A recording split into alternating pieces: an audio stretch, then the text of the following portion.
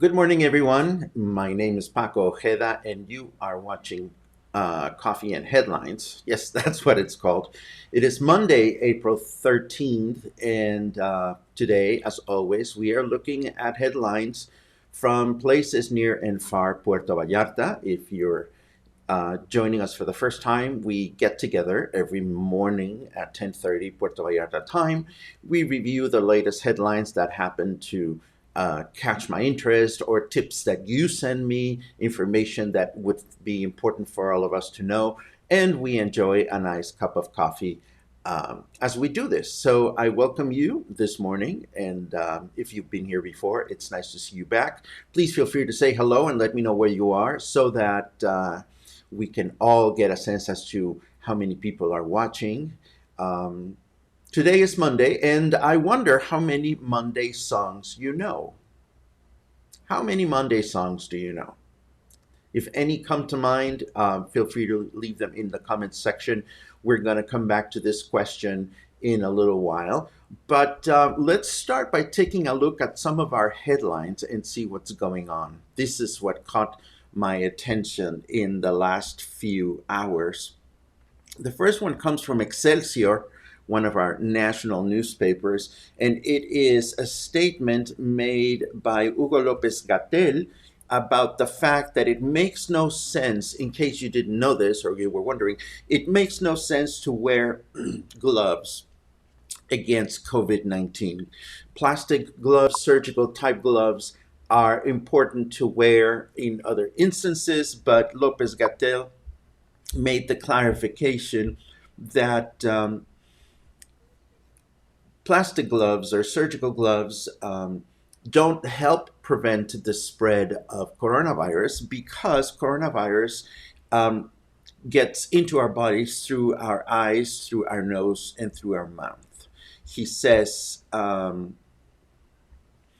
let's see, if I have the gloves, I have my hand covered, but after a few minutes, it's as though it was my hand.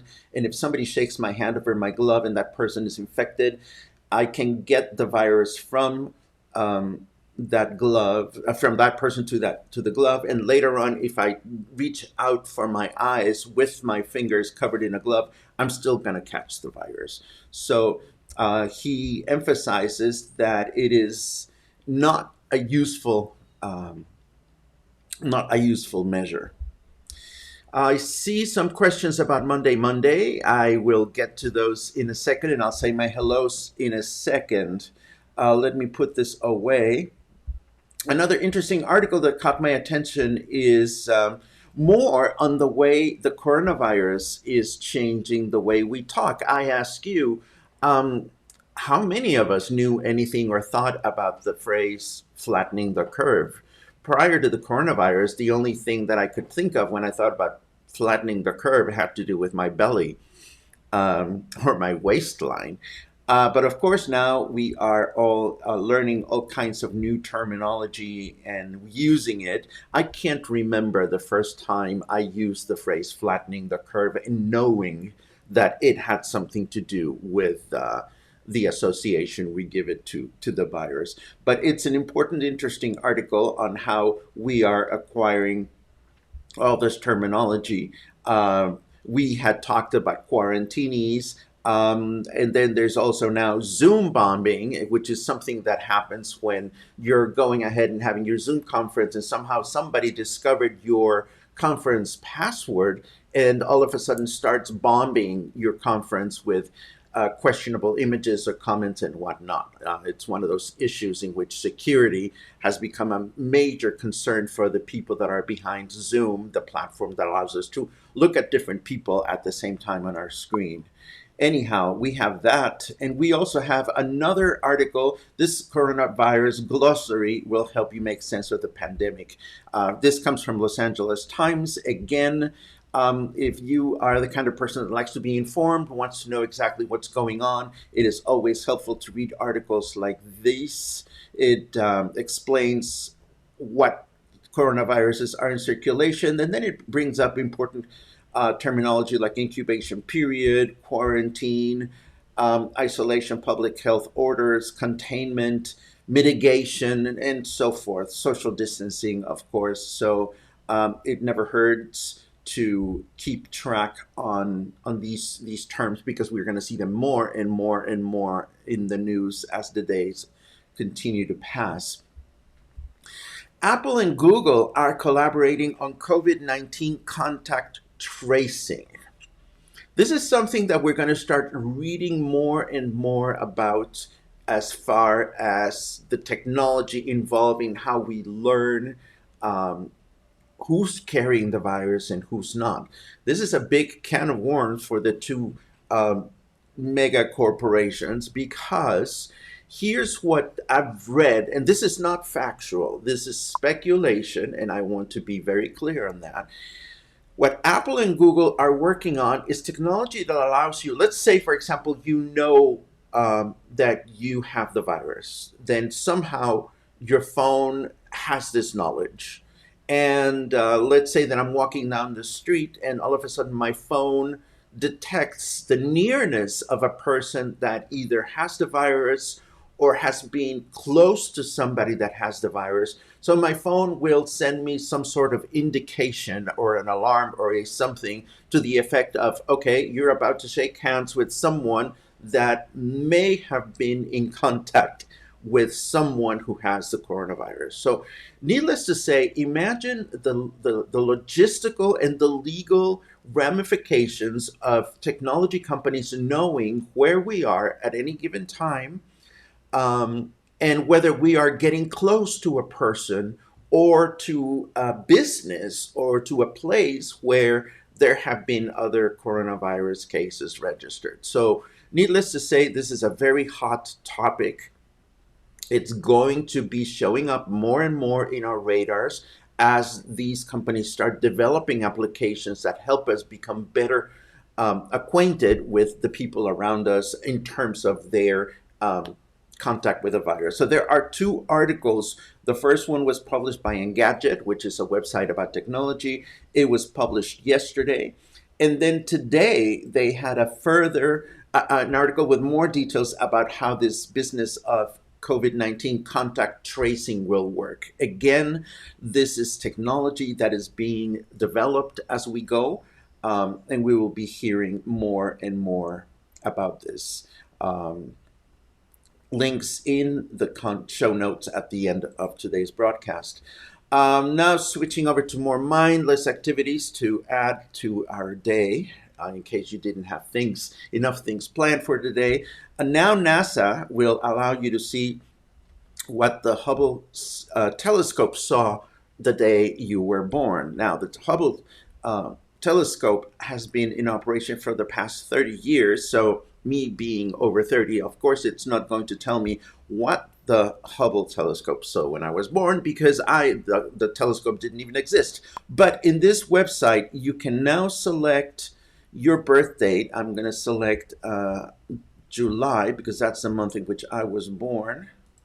And you can select the day. I was born on July 8th. No birthday presents, please.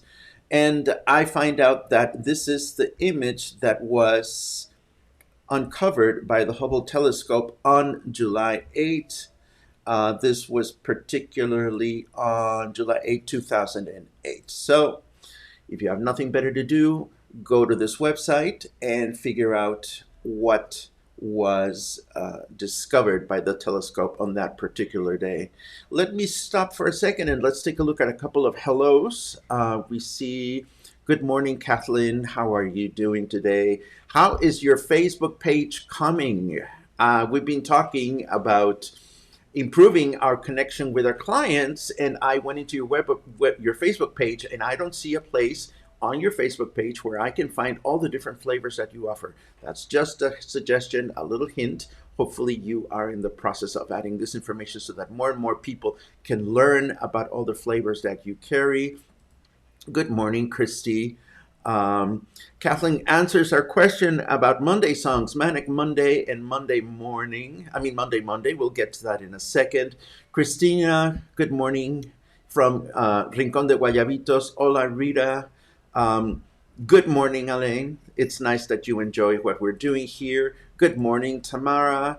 Um, and good morning, Tim. Thanks to Gary for telling me about this feed. Yes, Gary Green is going to be live with us tomorrow. He's going to talk to us about despensas, or these packages of groceries that we assemble to help feed the needy. He's been involved in this operation, and he's going to give us some pointers on how we can help those people that need help the most right now.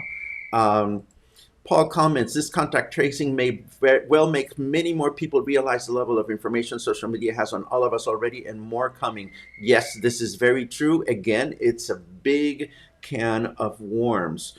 June Rosen, good morning. It's so nice to see you for the first time. If you had been watching in silence, I didn't know that, but it's nice that you're around. June is a good friend of mine. She makes jewelry and she sells her from her home gallery. June Rosen is at Loma del Mar. If you ever need a beautiful piece of silver jewelry, you want to connect with her. Julie Bunker, my kitties and I are watching this morning. Good to know. My kitty deserted me. She is not paying much attention to me today. I don't know why. Um, my first post on Licks has all the flavors. Are you meaning on a different place on Facebook? Yes. Facebook note. I'm going to give you a crash course on this after we're done with this webcast. So let's stay in touch because I want to help you make your page absolutely gorgeous. Um, Catherine chimes in on the comment on this technology. Christ, it's nice to see you. It's nice to see you all. Candace Shaw, flattening the curve, the big one, world population sustainability. Absolutely. These are all words and terminology we should all know. I asked you earlier about songs you might know that have to do with Monday because I was curious about this and I realized I know two songs. One of them being, of course, Monday, which was made popular by the Mamas and the Papas. And also another song that I know about Monday is Rainy Days and Mondays, of course, a song written by Paul Williams and Roger Nichols, which was popularized by the Carpenters. If you are curious about Monday's songs, I did some Googling, and it turns out that there's this website, this YouTube channel rather, watchmojo.com. They have a complete list of top 10 songs about Monday. I went through the whole list and I only knew one, two, three songs. Monday, Rainy Days and Mondays, and another song whose title I don't even know. So if you're curious about this, I welcome you to check it out. I also wanted to show you that the Puerto Vallarta website, not the official city website, but the one that is maintained by the Tourism Bureau, has put together a message of optimism and empathy. And I want to show you this video because I think it's an important video for all of us to share in our Facebook walls and so forth and so on. Let me play that for you now. Or not. Here we go. Wrong screen. Let's watch this. They say that a smooth sea never made a skilled sailor. Today, it is time for us to lower the sails while the storm passes. If we have learned anything here, in Mexico's most iconic port, is that we can withstand any storm that comes our way. Today, we fight from within, and most importantly, from the heart. Because there is no shadow that turns off our colors, our flavors, or our traditions. And there is nothing that makes us stop missing them while we remain inside. Our historic town, our beaches, and our mountains are not the same without you. But we are sure that the storm will pass, the skies will open, and we will walk again along the water's edge at sunset. We will be ready to tell you, this is Puerto Vallarta, the friendliest city in the world.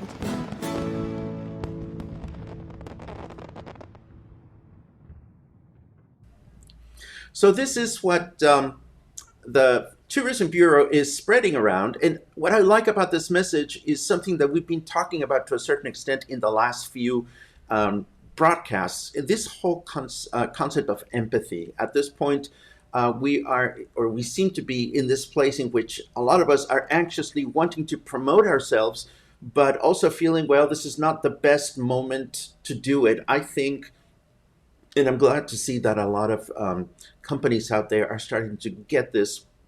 What's important to do is to show a certain sense of empathy, a certain sense of, we know that we're all going through this, but we know that you'll keep us in mind when it's time to keep us in mind. I think this concept of keeping our brands and our products alive in the minds of people is a good way to help people continue to promote themselves. Obviously, this is not the time in which we want people to be coming to Puerto Vallarta, but messages like this one, I think, are going to help a lot in spreading good news about what we're doing here. We have a few more comments from you that I'd like to share. One comes from Georgia. Hello, Georgia. I hope things are doing great at Casa Karma. Information about how fear suppresses the immune system. I'd like to learn more about this, so I'm going to do some research about Dr. Bruce Lipton.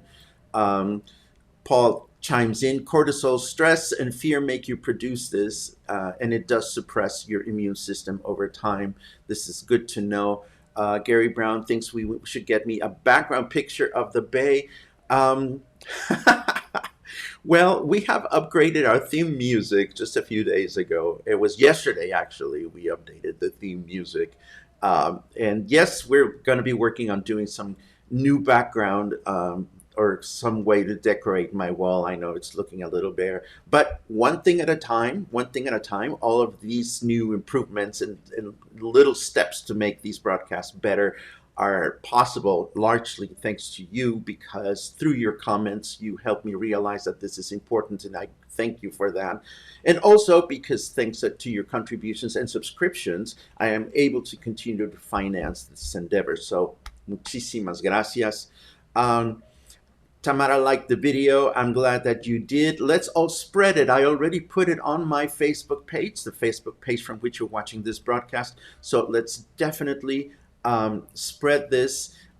Georgia thinks it's a win-win. Absolutely. We think it is absolutely important. There is a video that I saw yesterday that was made in Spanish that features a number of restaurant owners in the city, also encouraging people to invest or to spend their money locally. I think, again, these messages of optimism are truly, truly important. Um, Elaine, more songs. Yes, yes, yes. These are all.